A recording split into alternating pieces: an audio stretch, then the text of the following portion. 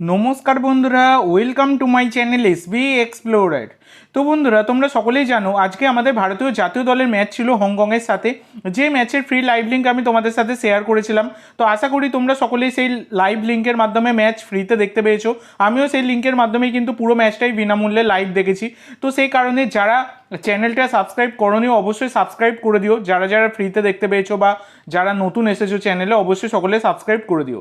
তো আমাদের জাতীয় দলের ম্যাচ নিয়ে আর কী বলবো ভাই, হংকংয়ের কাছে 1-0 গোলে হার, পেনাল্টি থেকে গোল খেয়ে হারলো। মানে পুরো ম্যাচটা বলতে গেলে 90 মিনিট অবধি ধরে রাখো পুরো গোল শূন্যভাবে থেকে তারপরে কিন্তু পেনাল্টি পেয়ে হেরে গেল ম্যাচটা। তো আমাদের জাতীয় দলের কিচ্ছু নেই ভাই, একদমই কিচ্ছু নেই। কি অবস্থা আমাদের জাতীয় দলের, পুরো ভারতীয় ফুটবল দলটাই ধ্বংস হয়ে গেছে।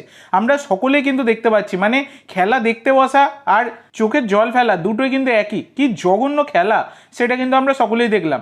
আগের ম্যাচে অ্যাটাকটাও ছিল না, এই ম্যাচে একটু অ্যাটাক হয়েছে, কিন্তু গোল করবে কে? প্রথম থেকে আশিক কুরুনিয়ানকে স্ট্রাইকার হিসাবে খেলানো হলো। আশিক কি স্ট্রাইকার?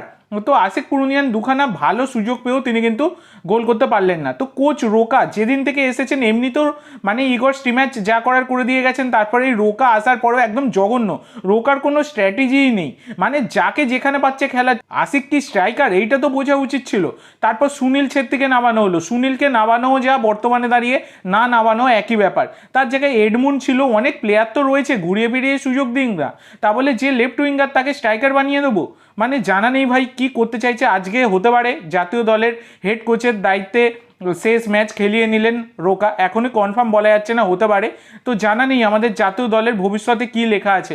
জঘন্য থেকে জঘন্যতম ফুটবল কিন্তু আমরা আজকেও দেখলাম, এবং হার, আবারও হার। প্রত্যেক দিন আমরা ভালোভাবে খেলাটা দেখতে বসি, জানি একটা জয় যদি পায়, কিন্তু হচ্ছেটা কি, আমাদের পুরোপুরি মানে যে আশা, সেই আশায় পুরোপুরি জল ঢেলে দিচ্ছে প্রত্যেকটা ম্যাচে। তো তোমাদের কেমন লেগেছে ম্যাচটা অবশ্যই সকলে কমেন্ট করে জানাতে ভুলো না।